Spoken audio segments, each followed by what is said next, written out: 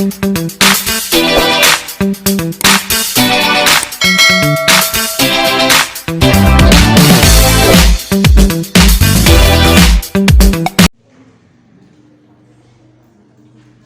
assalamualaikum warahmatullahi wabarakatuh. Kita kuliah apresiasi prosa fiksi. Kok ada prosa fiksi bukan apresiasi fiksi saja? Kan itu pertanyaannya. Karena prosa itu dibagi dua. Ada prosa fiksi, ada prosa non fiksi. Nah, jadi ada prosa fiksi, ada prosa non fiksi. Saya jelaskan dulu, kenapa non fiksi? Ya, nama kata fiksi itu cerita itu fiktif. Fiktif itu bukan berarti tidak benar sama sekali. Dia diramu dari beberapa peristiwa, ya, yang direkam, yang dialami, atau yang didengar, dilihat, dirasakan oleh penulisnya. Lalu dibuatnya sebuah cerita. Bisa saja misalnya nama tokoh. Dia berkesan dengan nama tokoh seorang temannya. Karena dia punya kesan dengan temannya. Nama tokoh itu dia buat jadi nama fiktifnya dari tokoh cerita dia. Itu fiktif. Atau peristiwa. Ada peristiwa yang terjadi di dianya, pengalaman dia melihat ada sebuah peristiwa di mata kepala dia terjadi, atau di sini dia mengalami. Yang lain ada lagi cerita dari orang lain, diramunya, disusunnya menjadilah sebuah cerita yang menurut kita seolah-olah itu terjadi. Contoh cerita Siti Nurbaya bagi masyarakat. Anda lihat ada ke Padang, ya, ada tuh jembatan Siti Nurbaya, ada masyarakat di sana tuh mengatakan bahwa Siti Nurbaya itu memang ada. Bahkan ada keluarga mereka itu yang Datuk Maringgi dan Siti Nurbaya itu yang saling merasakan sentimennya. Begitu bagusnya cerita fiktif dulu dibuat orang seolah-olah orang meyakini. Kalau non fiktif, non fiksi, tadi kan ada non fiksi dan fiksi. Kalau non fiksi itu contoh peristiwa sebenarnya, prosa sebenarnya. Contohnya kalau kita baca buku tentang autobiografinya B.J. Habibie, perjalanan hidup B.J. Habibie, perjalanan cinta B.J. Habibie dan Ainun yang sudah difilmkan. Nah, ini banyak mahasiswa yang salah kaprah. Dulu pernah seminar, saya katakan itu bukan karya fiksi, karya non fiksi, karya sastra, tapi non fiksi namanya. Karena kejadian itu benar-benar perjalanan hidup orang. Biografi dan autobiografi itu betul-betul karya yang benar-benar dialami oleh tokohnya. Bahkan ada yang tokohnya tidak diubah sama sekali, namanya tidak diubah sama sekali, ya.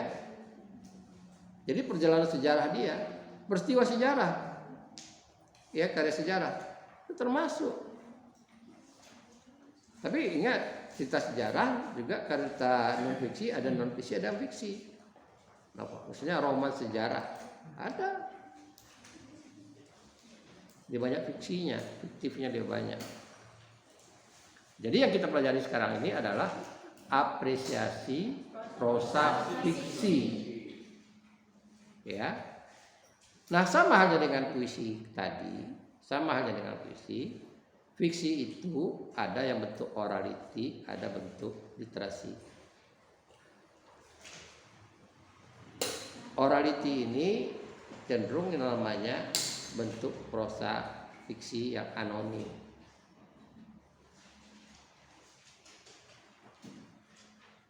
Kita mengenal dalam tradisi kita ada koba, ada kayak hikayat, itu bentuk karya fiksi. Koba itu kabar, katanya. Kalau di Tanduk itu namanya kayak. Kalau Koba itu di daerah Ruhul, katakan Koba. Di daerah Tembilahan ini, daerah apa ini, ada namanya yang dibukukan oleh Teras Effendi, ditulis, didokumentasikan oleh Teras Effendi. Ada cerita tentang Bujang Tandomang. Bujang Tandomang itu cerita itu bisa 3 hari 3 malam. Kisah orang suku Petalangan. Jadi orang berkabar secara lisan. Tapi meskipun lisan yang akhirnya ada kayak betul-betul orality itu akhirnya ditulis orang. Itulah kita katakan naskah klasik, sastra klasik. Suburnya zamannya Raffles ketika Inggris menjajah Asia Tenggara ini, dan dia menganjurkan orang mereproduksi cerita-cerita lisan, mengumpulkan cerita-cerita lisan itu. Nah, yang akhirnya kita mengenal namanya versinya siapa, itu yang kita katakan naskah kuno. Misalnya Ang Tuah versi siapa? Nah, itulah kajiannya S2-nya Pak El Mestian. Karena itu kalau kajian filologi itu ke Pak El Mestian, karena masternya itu di bidang filologi Universitas Malaya. Jadi naskah siapa? Kita siapa? Ya, kita mendengar cerita di sebuah daerah, katakanlah daerah Jawa, ada lutung kesarung, Anda mendengar. Tapi ketika Anda disuruh menulis, pasti persinya pada beda. Nah, itu bentuk. Nah, tapi bentuk sastra orality itu ketika fiksi orality itu ketika dituliskan itu namanya sastra klasik. Dalam tingkat apresiasi namanya mereproduksi kembali. Mereproduksi kembali. Menghasilkan kembali. Banyak itu persoalan itu. Misalnya tentang sastra asal usul. Asal usul terjadinya. Mana tadi orang Rengat, siapa orang Rengat? Tahu cerita Raki Kulin? Tahu tempatnya tapi nggak tahu cerita. Tahu enggak tahu ceritanya atau tempatnya? Yang Monyet Raja. Iya, tentang cerita Raki Kulin tahu enggak? Ah, berarti ada ceritanya. Jadi ada beberapa orang yang menulis gitu tentang itu. Itu cerita itu dari mulut ke mulut. Apakah cerita itu benar? Kalau benar jadi cerita sejarah dia. Cerita itu benar. Sama juga cerita kampungnya Pak El Mustian. Batu Rijal. Rijal itu artinya laki-laki. Jadi ceritanya, konon ceritanya ada 2 orang yang hidup di Sungai Kuantan itu, di Sunda Negeri ya, Pak Mustian.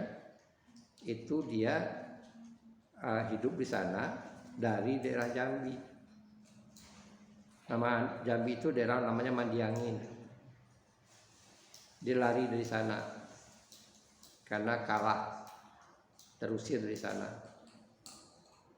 Itu versi yang benar ya. Nanti kalau yang benarnya mau cek tanya Pak Mustian.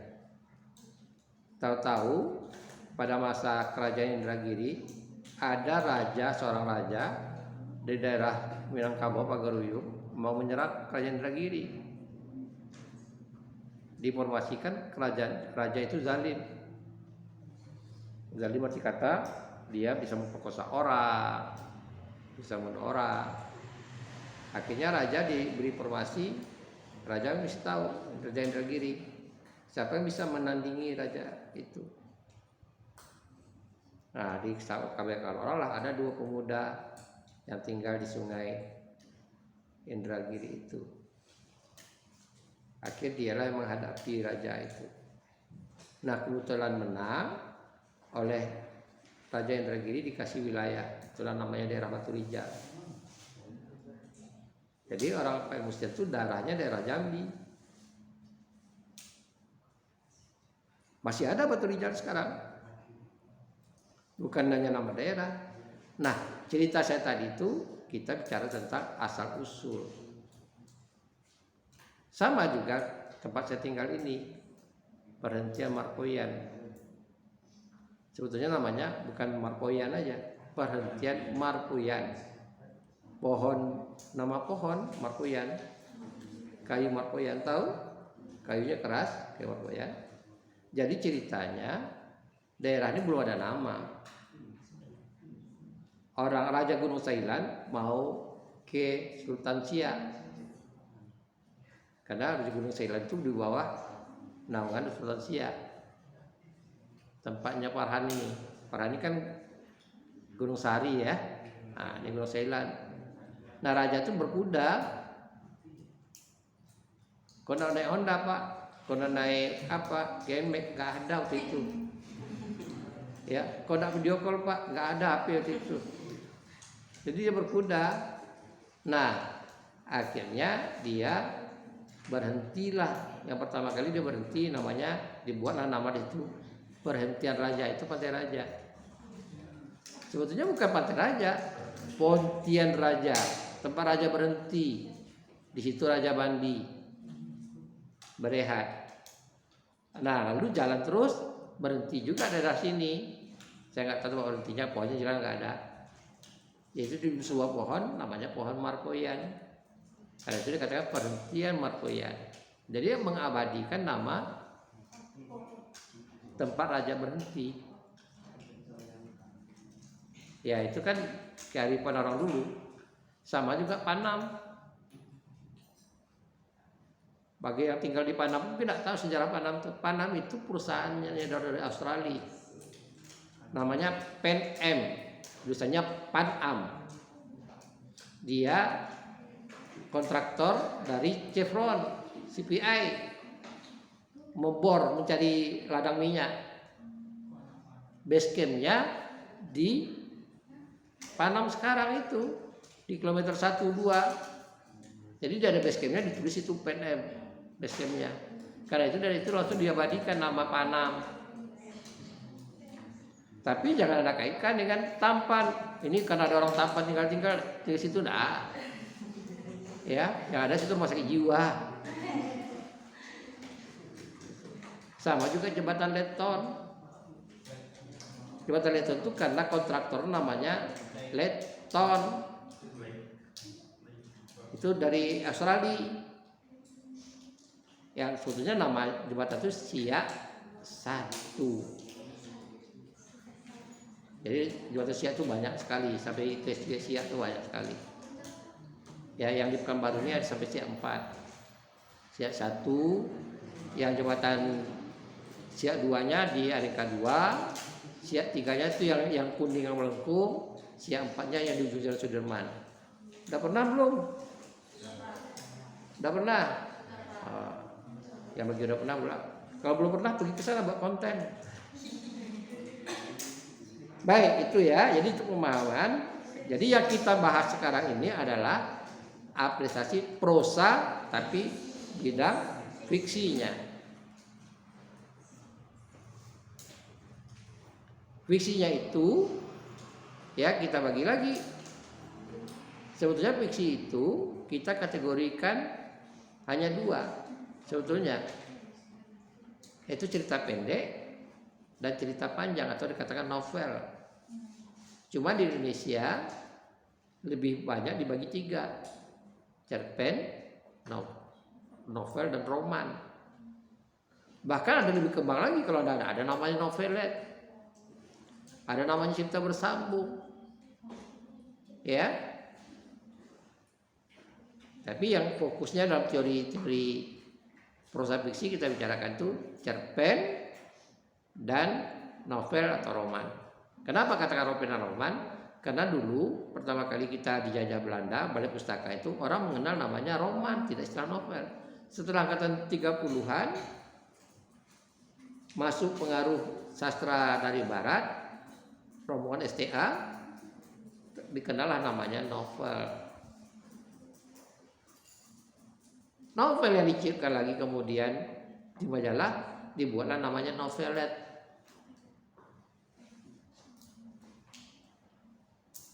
Dari mana beda-bedanya? Sebetulnya perbedaannya itu sederhana. Nah, Anda bisa baca esai Sutarji. Namanya, dulu esainya Anda lihat di Google nanti, Penyakit Cerpen Indonesia. Sangat sederhana pemahamannya. Dia bilang begini Sutarji itu. Kalaulah novel atau roman itu seekor gajah, diibaratkan seekor gajah. Anda tahu gajah? Pernah lihat gajah? Pernah. Ada yang lebih besar dari gajah di sini? Gak ada, kan berarti langsing semua. Ya kan?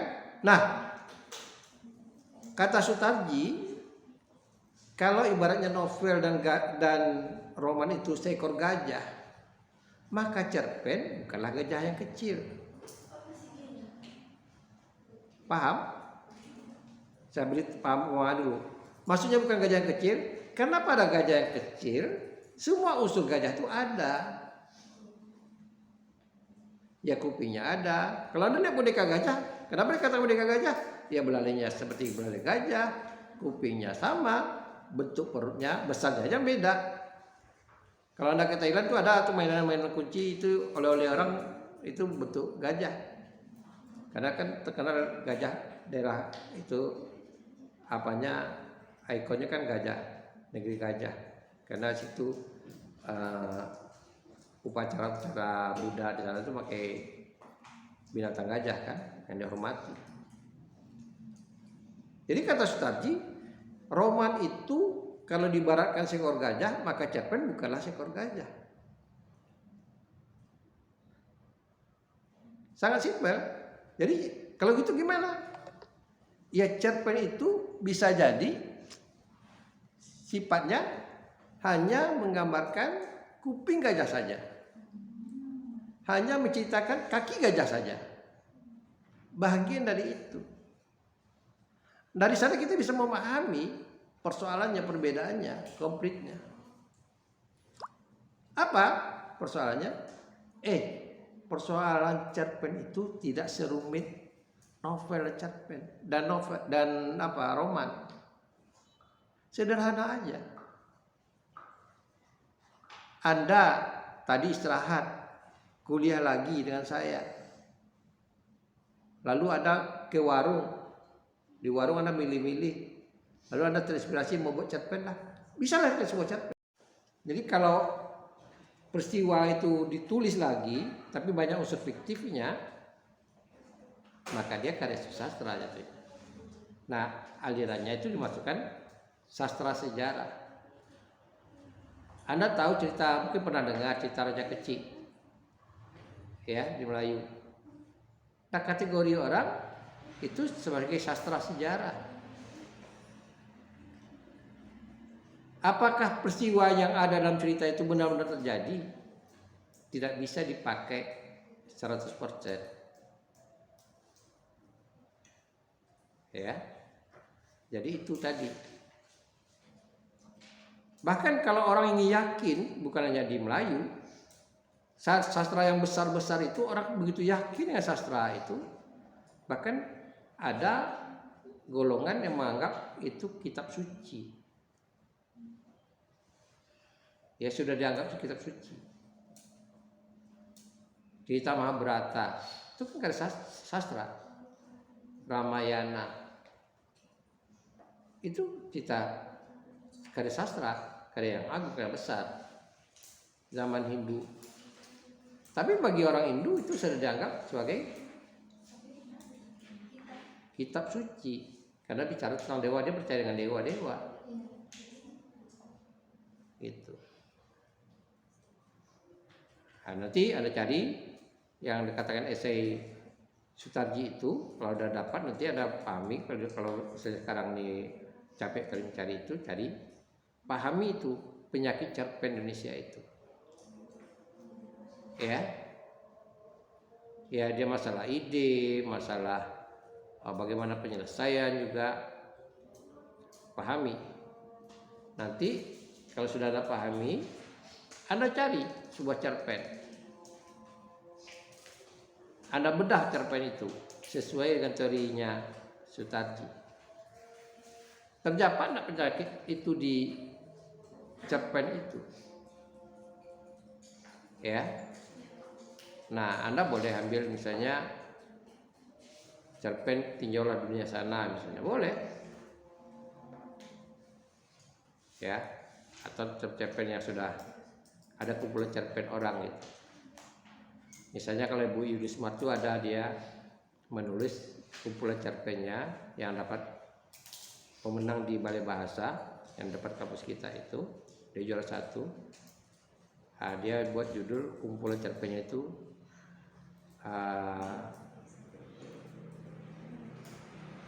Kereta dari Presiden kalau nggak salah judulnya. Di lemari saya ada daminya. Jadi dia ada beberapa kumpulan cerpen cerita anak-anak, cerita untuk anak-anak, dan coba Anda cermati dengan cerpen itu. Nanti Anda kritisi, komentari. Ya, jadi ada papar dulu sebagai tugas pertama, papar dulu intisari dari esai tadi. Penyakit cerpen Indonesia menurut Ustaz itu apa? Lalu di novel ini penyakit yang mana yang Anda temukan? Paham? Nah, itu kita mulai mengapresiasi. Kalau rasanya sudah paham, nanti baru berlanjut kita mengapresiasi sampai pada tingkatnya kita memproduksi. Pahami dulu. Tapi tentu saya ingatkan pada Anda, kalau kita belajar mengapresiasi prosa fiksi ini, dimulailah dengan fiksi-fiksi yang tidak terlalu berat. Arti kata, idenya itu tidak terlalu berat. Melatih Anda dulu. Paham? Nah, karena banyak aliran di karya fiksi itu, banyak aliran yang menurut kita ini kadang-kadang main-main, kadang-kadang nggak masuk akal. Ada bentuk aliran namanya simbolis, itu yang tadi saya katakan itu berkembang ketika zaman Jepang. Ketika penyair itu ditekan oleh Jepang, ya, oleh pemerintah Jepang, maka penyair tidak alang akal, dia bentuk karya sastranya berbentuk simbolis. Jadi dulu kalau orang mengatakan cerita Kancil itu cerita dongeng, orang rupanya akhirnya kembali sadar itu cerita simbolis. Karena dikatakan Kancil itu sebagai simbolnya binatang. Cuma tokoh itu perilaku manusia itu ada seperti Kancil, ada seperti harimau. Bahkan kata orang, manusia dengan harimau mana yang lebih garang? Lebih garang masih manusia. Ya, kalau harimau itu makan orang satu paling kan. Coba kalau manusia nggak puas dengan satu, ya kan? Dia makan banyak-banyak. Kata orang lebih besar, lebih galak, gitu. Nah, ini contoh yang paling mudah, simbolis tadi contohnya. Ada lagi bentuk yang misalnya bentuk yang lebih ekstrim dari simbolis tadi. Ya, nanti Anda jangan bahas dulu. Nanti Anda ngerti, ini tidak masuk akal, Pak. Ada alumni kita juga menulis cerpen, itu terbit di Kompas Minggu, judulnya Menyeberang. Menceritakan tentang TKI gelap. TKI gelap dulu banyak dari Riau ini, dari Tanjung Sama, kampungnya almarhum Pak Jalil. Menyeberang ke Malaysia tanpa paspor, tidak resmi, gelap itu tidak resmi. Malam-malam berangkat di Pompong, nanti sampai di sana jauh lagi dari pantai diturunkan. Kadang-kadang mereka harus berenang, kadang-kadang mereka hanya sampai dada saja air. Ya kalau dapat supaya menghindari dari polis Malaysia. Nah, Taufik melihat itu waktu masih marak-maraknya, dia buatlah nama cerpennya Menyeberang. Kalau ada yang membaca nanti, itu lainnya di Kompas Minggu. Tapi di kumpulan cerpennya ada, tapi Ikram Jamil. Dalam satu cerpen itu dia katakan begini, tiba-tiba ada orang muncul dari laut, masang poster, menyuruh seorang TKI yang tenggelam sedang antara pingsan dan siuman menyuruh pulang. Sementara yang lain datang lagi bawa poster. Itu kan logikanya kan nggak masuk akal, Pak. Mana ada orang muncul dari laut kecuali hantu laut. Kan begitu. Nah, jadi hal seperti itu sama juga dalam bidang teater. Oh, saya lupa. Fiksi itu salah satu di antara juga yang bentuk visual itu untuk teater, naskah teater. Mana naskah teater itu selalu dinilai orang tuh kan pementasannya. Begitu juga seperti itu. Anda melihat untuk nonton dalam pertunjukan teater koma, kok beda kali Pak ya? Dengan teater kami tampil, kami belajar, masa periuknya jadi topi Pak? Nah, kan banyak hal-hal yang akhirnya orang kreativitas itu dengan apresiasi sastra itu udah meloncat jauh. Nah, sedikit saya singgung pada Anda. Kenapa sastra itu akhirnya sekarang ini jadi barang asing bagi orang? Sementara di beberapa negara diwajibkan orang baca. Kan itu tidak salah kalau dosen kita kayak Pak maksa Anda bacakan sastra. Sastra itu secara tidak langsung membentuk cara kita berucap, cara kita berpikir. Anda kalau sering baca karya novel, sastra, tutur kata Anda itu pasti terpelihara. Ya, pasti terjaga.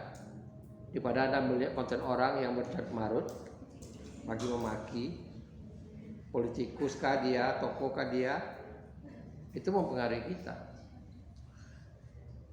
Nah, itu salah satu contohnya menurut saya.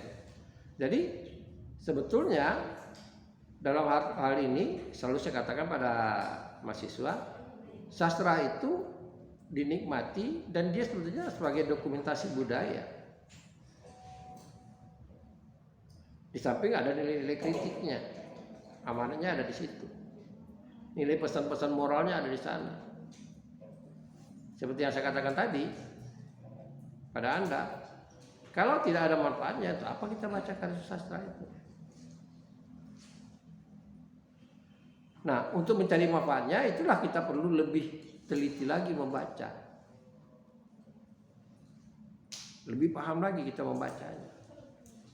Nah, sekarang kita kalau dipakai dalam teori objektif, teori struktural, Anda baca dulu esai tadi itu, lalu Anda cari cerpen, lalu sebuah cerpen itu Anda bahas. Ya. Tanpa perlu siapa pengarangnya, cukup cerpen itu. Ada jumpai nggak penyakit itu di cerpen itu? Kalau tidak, maka cerpen itu lepas dari penyakitnya. Gitu. Jadi jangan milih-milih, baca cerpen itu. Tapi kalau Anda temukan, berarti Anda yakin bahwa memang penyakit itu ada dalam cerpen. Sampai di situ dia mau bertanya? Ada? Ada mau bertanya? Jadi saya ulangi lagi, saya simpulkan lagi. Karena kita terputus, ya, ada azan. Kemudian saya tidak videokan. Jadi saya ulangi lagi, simpulannya kita belajar prosa fiksi. Karena prosa itu bagi dua, ada fiksi, ada non fiksi. Non fiksi itu yang mana? Biografi, autobiografi, catatan sejarah, itu termasuk esai, termasuk itu karya non fiksi. Tapi yang berkaitan dengan fiksi itu berkaitan dengan ada cerita, ada alurnya, ada tokohnya, ada settingnya, sesuai dengan syarat-syarat unsur yang ada. Nanti kita bicarakan tentang perkembangan unsur-unsur itu. Ya. Jadi itu dikatakan fiksi karena ceritanya itu fiktif, tidak benar-benar terjadi. Hasil ramuan. Fiktif itu secara logika dapat diterima. Ya. Misalnya ini, saya buat cerita ketika setting sepertilah cerita yang di film Halimah itu.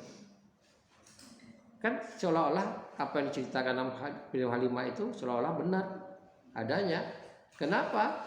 Karena Anda tahu tempatnya. Ada ruangan kuliah Anda H5. Anda tahu di mana tempatnya si Farhan duduk. Anda tahu di mana tempat rizkinya sholat. Kan? Seolah itu peristiwa yang benar-benar terjadi. Nah itu tadi. Tapi sebetulnya itu fiktif. Artinya apa? Tidak ada yang hantu berupa kayak dosen pembimbing itu. Yang kemungkinan kebanyakan hantu itu berupa mahasiswa. Tapi memang daerah kampus kita itu agak angker. Ya, agak angker. Harus tahu. Ya. Nah, itu tadi saya katakan. Dan ini saya berikan catatan pada, kalau seandainya Anda tidak dapat cerpen, Anda boleh mengulas film pendeknya mahasiswa. Silakan. Nah, tapi izin sama dia, sama teman-temannya, supaya jangan tersinggung. Ya, film pendek yang di-expose mereka di YouTube mereka itu silakan. Ada 15 film yang terbaik yang kita lombakan kemarin. Padahal sebetulnya banyak lagi. Cuma saya serahkan ke masing-masing kelas mengajukan 5 terbaik. Karena 3 kelas jadi 15. Tapi perkembangannya dalam YouTube ada yang tidak masuk, tapi yang nontonnya ada lebih dari 600 orang. Gitu. Boleh, ada masalah karena bagaimanapun film pendek itu ibaratnya bentuk cerpen yang divisualisasikan. Ya. Jadi bentuk cerpen yang divisualisasikan. Nah, menurut Anda kelemahannya di mana nih? Sebagai penonton itu gimana Anda mengkritisinya? Sesuai dengan teori studi tadi. Nah, jadi kritik sekarang bisa kelebihannya di mana, kelemahannya di mana. Saya ulang lagi, sebetulnya dalam perkembangannya tadi saya katakan bahwa sastra fiksi itu dimulai, sastra pada umumnya dimulai dengan bentuk oralisi, lisan, mulut ke mulut, ya. Ini cerita rakyat itu mulut ke mulut. Bahkan ada orang mengatakan bahwa cerita rakyat itu konsepnya sama. Mari kita lihat cerita anak durhaka. Rata-rata anak durhaka itu dia ada adik enggak? Anak tunggal. Laki-laki atau perempuan? Di mana-mana laki-laki. Ya. Di mana-mana itu laki-laki. Lalu anak durhaka itu ujung-ujungnya dia merantau atau tidak? Merantau. Berhasil enggak dia merantau? Enggak berhasil dia merantau. Dia berhasilnya dapat jodoh. Tapi berhasilnya enggak. Jadi dia tersandra oleh istrinya. Jadi konsepnya sama. Saya sampai ke Brunei loh. Di Brunei itu ada ceritanya jong kapal. Sama konsepnya. Merantau, kaya raya, karena dapat istri orang kaya. Pulang, lupa dengan ibu. Ya. Dianggap anak durhaka. Padahal ada esai, ini saya ibas sedikit. Ada esainya Umar Yunus, dosen keturunan orang Minang, udah jadi warga negara Malaysia, udah meninggal dia, Umar Yunus. Dia mengatakan ada bentuk esainya pembelaan Malin Kundang. Menurut dia, Malin Kundang itu bukan anak durhaka. Jadi dia lawan mitos itu. Kenapa ada anak durhaka? Menurut dia, berapa tahun Malin Kundang itu merantau? Tentu dia lupa dengan ibunya. Kalau sekarang Anda katakan lupa dengan ibu, jelas tak masuk akal. Anda bisa video call kapan saja. Tapi kalau zaman dulu, satu. Yang kedua, orang merantau ke Malaysia. Malaya namanya. Paling jauh kan itu Malaya. Namanya Malaya. Nah itu tadi. Lalu tidak ada ibu yang menyumpahi anaknya.